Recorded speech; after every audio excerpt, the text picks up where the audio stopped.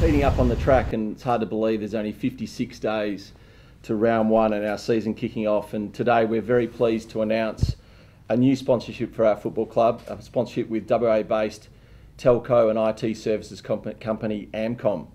Amcom is signed as a short sponsor for the club for the next 2 seasons, and that builds upon already their 8-year association with our football club. They join other proud ASX listed companies based here in WA, in Woodside, Programmed and Decmil, as a significant sponsors of our football club. This partnership is not just important because of the resources it provides, but also the association with very talented people at Amcom and the successful culture that they are building. It's now my pleasure to introduce Mike Nee, the Chief Operating Officer of Amcom, to say a few words. Mike? Thanks very much, Steve. Look, we're delighted to be associated with the Fremantle Football Club. We, as an organisation, culture means a lot to us, and through our association with the club for the past 9 years, we've come to the view that our cultures align, and we're very happy to support the club with this sponsorship on the shorts. Thank you. Steve, another big name obviously coming on board. Do you guys see now the Fremantle Dockers as an off-field power in the AFL? This is another big signing? Look, it's a significant partnership, and as I said, a proud WA-based company that's aligning their brand with our brand, and not just the resources but also the people. And we've been really pleased with the profile of our brand and how we've been able to build it over the last few years. And last year saw significant increases in our TV audiences and therefore the brand impact. And we want that to continue, and they're certainly, as I said, a great company to partner with. It's not just about building the number of partnerships. It's important to look at the quality of companies that you're partnering with, and Amcom certainly fit that criteria. Steve, do you have a membership target for this year, and do you think you're making inroads into the traditional West Coast fan base? Well, look, we don't concern ourselves with the last comment too much, but last year we were able to record a record membership with over 44,000 members, and we're fast approaching that number already. It's been significant, the number of members that have renewed their membership to our football club for season 2014, and also significant with the number of new inquiries that we've had. So we sit here today, 56 days out from round one, we're almost at a record membership again, and we've only got in the order of 200 seats left available for new members. So we like that, and it's pleasing to see so many people looking to be involved with our footy club. Ross, how was Christmas? Welcome back. Thank you. Yeah, Christmas was great. It's always good to have a break and take into a bit of turkey. But yeah, I'm back. The players, back training really hard. As always, arrived in great shape, really strong leadership. From Matthew and the whole David Mundy and all those guys. So, yeah, we've got some real belief about ourselves, where we understand there's a lot of hard work to do. Everyone starts equal, everyone's talking it up, and we're no different. We're working really hard, and we've got strong belief that we can compete with the very best teams. How much harder would it be to go one better than to achieve a grand final like you did last year?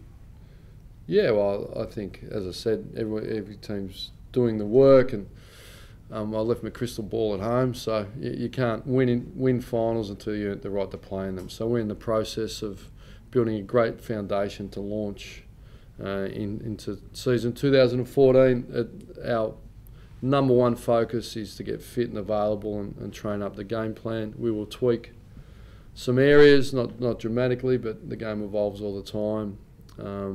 And then we've got the honour of opening up the season in Melbourne, one which we're very excited about. We've earned that right. Steve alluded to, the people that tune in to watch us. It's really a growing audience, and we're proud of that. And so we want to open off round one, and full house Eddie had, against the Collingwood Football Club. So yeah, that's our number one focus, and we're certainly not going to get caught up in any predictions. Never done that before. We focus on the hard work and paying the price now, and the results will follow. Ross, you were saying the priority at this stage to get everyone up fit and focused for the start of the season. Where do you sit with that at the moment? Yeah, I couldn't tell you the exact numbers. We're rehabbing 3 recos. There's always a few. You saw Alex Silvani running around. There's Stephen, you have some tight quads, so Stephen won't train for a week and he'll run. So we're fundamentally fit and available. There's not too many things that I'm looking at and think, gee, they won't be available round one. So, yeah, we're tracking for as many as we can.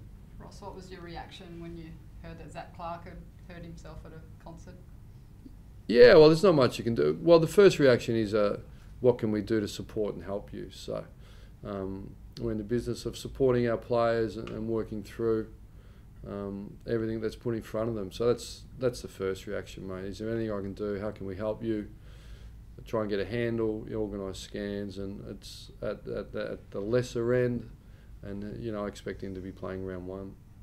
What do you think when players get injured, not playing football or not training? I mean, is that in general? Yeah, just in general, in that sort of situation. Yeah, well, I think it's self-evident. It's not ideal, but you know, we want them to have healthy, active lives outside of it. It's their break, and it's a really good period for them to freshen up, work hard, and unfortunately, sometimes you know people are going to get hurt. So it's not ideal for us. We're in the business of healthy bodies, so but you know, we all live and we learn, and I think that there's always sporadic moments throughout all AFL clubs. So it's a good lesson to try and look after yourself.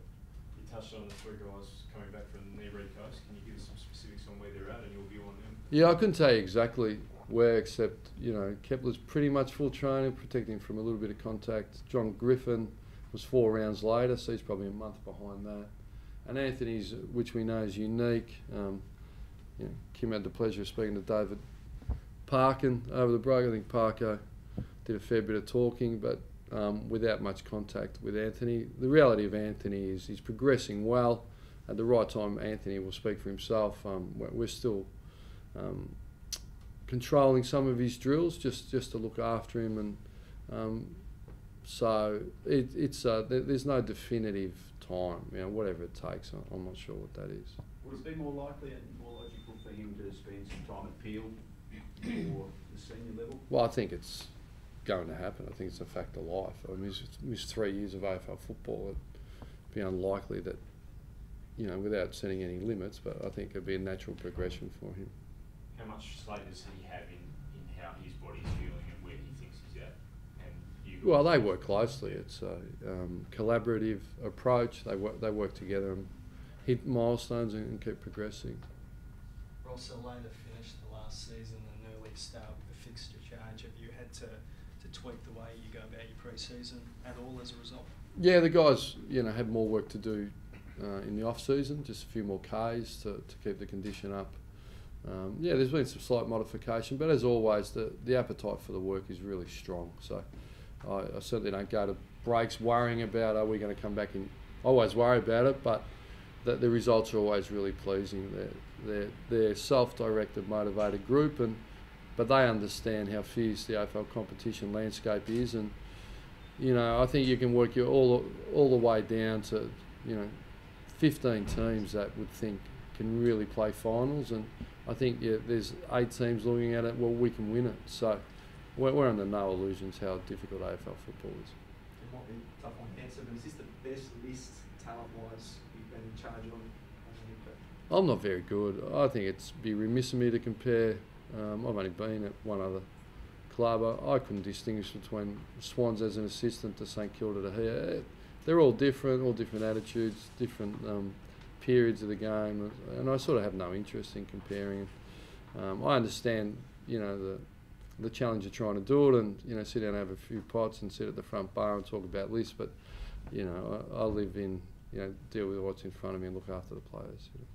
The NAB Challenge fixtures, Ross, will you approach it to try and give some games to young kids, or do you want to play close to your best team? Yeah, well, we like to keep our integrity and reward people who've worked really hard over summer. We had 3 second-year players playing the grand final. Every first-year player the year before that we recruited played and were significant. So you've seen the growth of Neil, you know, Sheridan, Crozier, Sutcliffe. So I would expect that to continue. So yeah, players that have earned the right will play, but it is a limited time frame. It's a limited time to prepare for round 1, so that's our absolute priority. But yeah, we've certainly got some very good young talented players, but time will tell. You've had Scott Gummerman for a few months. What are your impressions of him? He's a really hard worker. Hasn't missed one training session. He's working hard to try and grab a spot. So it's actually full work. He's not in rehab anymore. No. And Sylvia, could you sort of expand a bit on how he settled in? Colin? Yeah. Yeah, he's settled in really well. He has had some slight back tightness and all those things. He was in an unfortunate position of Melbourne finished a lot earlier than we did, so he had an extended break, which put more pressure on him, and so he's had to work hard to catch that up. And if you come down Monday, he'll be in training. So he's really starting to join the group now. You spoke about that big blockbuster start to the year. Do you give any advice to the players about handling external expectations, or do you think they're well prepared now? Well, I think they're really well prepared. We'll back them in. At the end of the day, it's another game. But it's exciting. We're just thrilled that we're a club that's growing, a serious footy club. But you've got to go to Melbourne, win anywhere, anytime. It all starts again. Thank you. Thank you. Let's do it.